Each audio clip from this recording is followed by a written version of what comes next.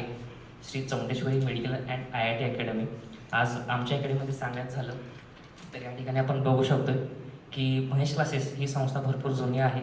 आज ह्या ठिकाणी जे विद्यार्थी 10वीमधून 11वीला जातात, ज्या विद्यार्थ्यांना नीट GE CET करायचं आहे राईट, तर त्या विद्यार्थ्यांना आपण एकदम कमी फीजमध्ये रिझल्ट काढून दिलेला आहे.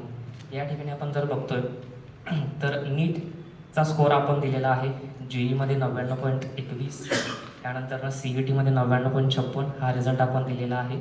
त्याचबरोबर सगळ्यात महत्त्वाचा मुद्दा म्हणजे काय की आज आपण अकॅडमीत जायचं म्हणलं 11वी 12वी तर कमीत कमी 80,000 90,000 1,00,000 रुपये फीज पे करावी लागते.